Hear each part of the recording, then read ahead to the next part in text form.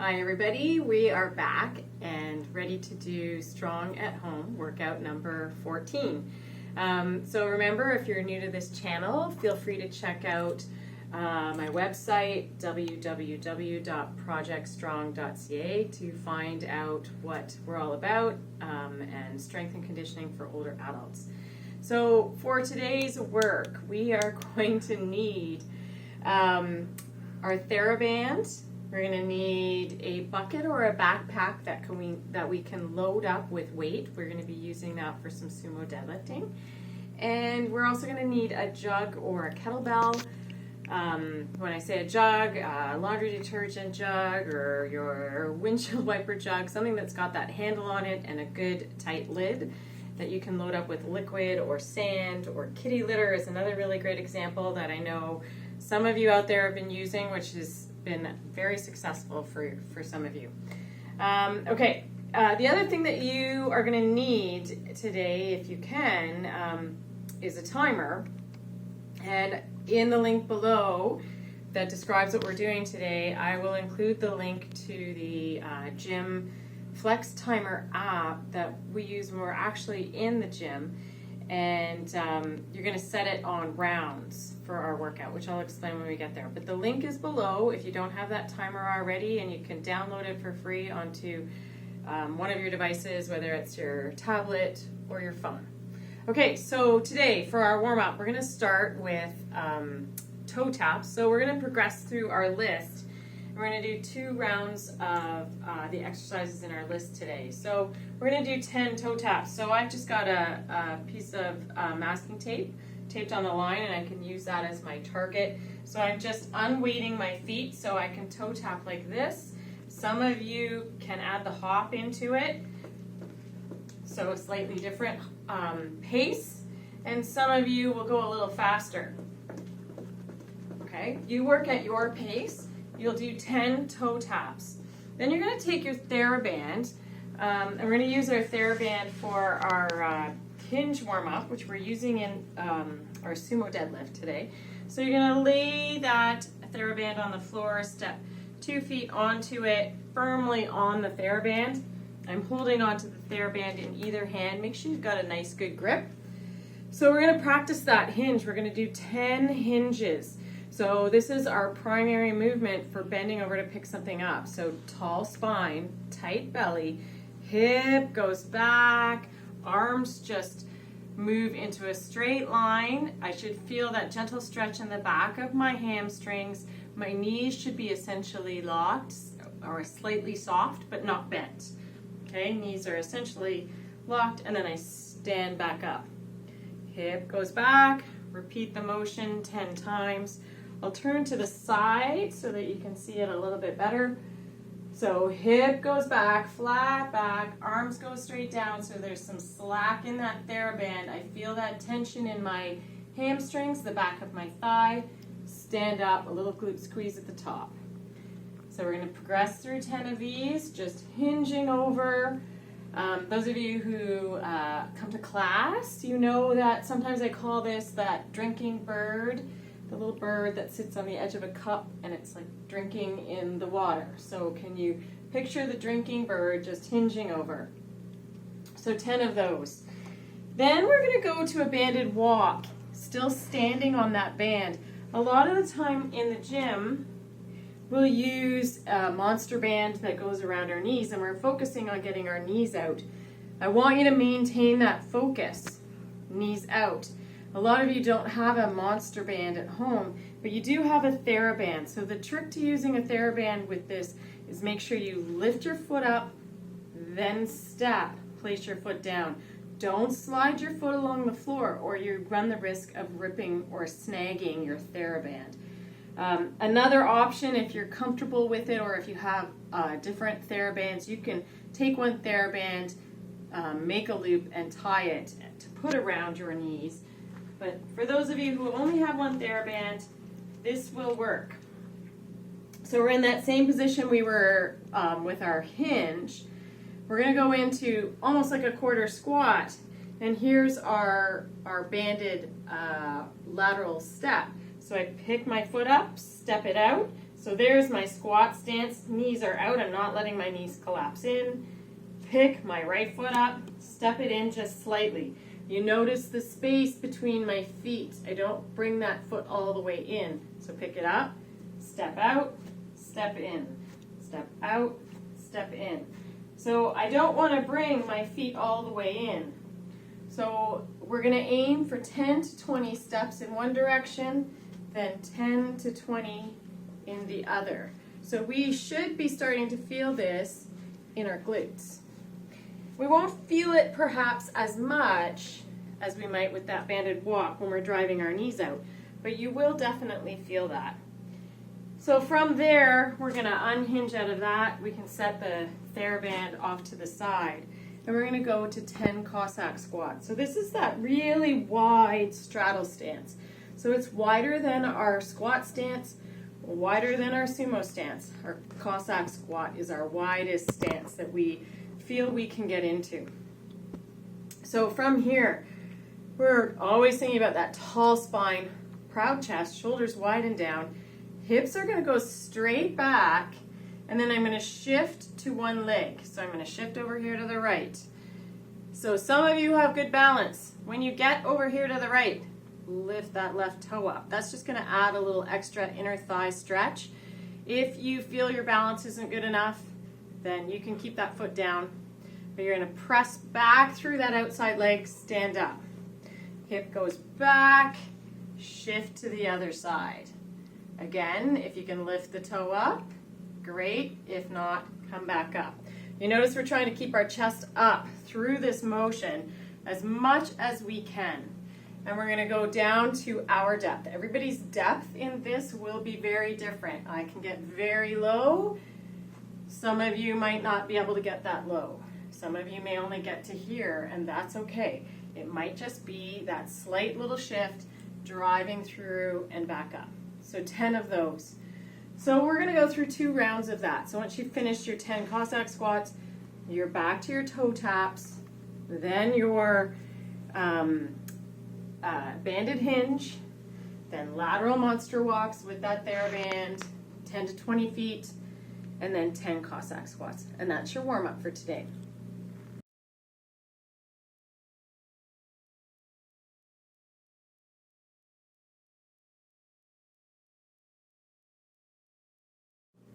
Okay, so here we are for our strength portion today of our workout. Today we're going to be doing a sumo deadlift alternating with a core work. So we're going to be doing supine leg lowering. We're going to be doing 4 sets of each. Make sure you rest between 1 and 2 minutes between each of your sets of each of the exercises. You're going to alternate between the sumo deadlift and the leg lowering. So this is an example of what we can use for our sumo deadlift. I've got a bucket, and I can fill it with a bag of rice, some canned goods. I could put my jug of windshield wiper fluid in it. Another example of what you could use is a backpack. And in this backpack, I have got ankle weights. So some of you may have some old ankle weights lying around your house, but so you can load that up in increments. So you can use a bucket or a backpack. You can load it with books or whatever you can find around your house. I know some of you are also now getting out and working in the garden. So you may have an old pot from a plant or a bucket out in your tool shed. And again, you might be able to load that with dirt from your garden or whatever it is that you're busy out there working on. So here is our mechanics for our sumo deadlift. We are going to be in that sumo stance, so that's feet wider than squat stance. And the object that we're going to lift is going to be right in between our feet. That is going to prevent us from, so if I turn this way, it's going to prevent me, if the object is in front of me, it prevents me from reaching and then rounding my back to pick it up, which is a big no-no. So our sumo deadlift is our safest way of picking anything up off the ground. So it's a really good mechanic to really practice and get really good at. So object is going to be right in between our feet. So first thing we do, tall spine, proud chest, shoulders relaxed and down, tight belly. So we can make that belly tight by pulling our belly button into our spine or give a little hiss, hiss, and then those lower abs get turned on and locked into place. My hands are just going to hang down in between my thighs, and the first piece of the movement is that hip hinge. So my hips go back. My arms are hanging straight down. When I feel that my hips are all the way back, my back should be flat, chest is up slightly. Then I break at the knees and lower my hips down as I try and keep my chest up and my back flat throughout the movement. And then I'm just going to stand straight up. So I'm going to do 10 reps. So the first time I do these, that bucket or backpack might be fairly light. But each time I come back to these sumo deadlifts, I'm going to add a little bit more weight to my bucket or my backpack or whatever I'm using. So I'm going to progressively load that. But remember, we're doing 10 reps. So we're working on a little bit of that muscular endurance. It allows us to train strength in a different way. Normally we'd be using kettlebells or a barbell in the gym, but we don't have that at home. So we're trying to be resourceful with the equipment we have and the items we have around our home. And in this case, we can't maybe get as heavy as we'd like to, but we can work more reps and work on that piece of muscular endurance, which is a good thing, especially for us who like to get out into the garden and work in the garden all day long. Okay, so the next exercise that we're going to take a look at is our supine leg lowering. So with this, we're going to be down on our back. And we're going to get to a position where we're focusing on getting our belly button pressing through the spine, or another way of looking at that, we're eliminating that lumbar curve in our low back. So we're going to start with our feet up, and that makes it easier for us to achieve that belly button pressing down into the floor, okay? So hands can be out here at 45, and what we're going to do from here, so we want to make sure that the abdomen stays flat and down. So from here, we're going to lower our legs as low as we can go before our abdomen and our low back dome up. So we don't want to lose that pressing of the low back into the floor. So we don't want that to arch. And we don't want our abdomen to round upwards. So some of us may only get to here and then we come right back up. So we're going to lower our legs as far as we can and then come back up. We're going to do 10 of these. Now, for some of you, both legs in that position may be too much for you. You might completely lose that doming. So if that is too much for you, then we go to one leg. This leg will stay bent, the other leg will stay straight. So this, my right leg is going to stay where it is. This leg is going to lower down. And when we do this, we can probably get much further, literally to the ground, while maintaining that flat belly and that lumbar curve pressing out into the floor. So if this is the way you're going to have to do that to maintain that, that is totally okay. You'll just do 10 on one leg and 10 on the other, okay? So you'll do your supine leg lowering, rest 1 to 2 minutes, then back to your sumo deadlift. So 4 rounds of that, and that is your strength work for today.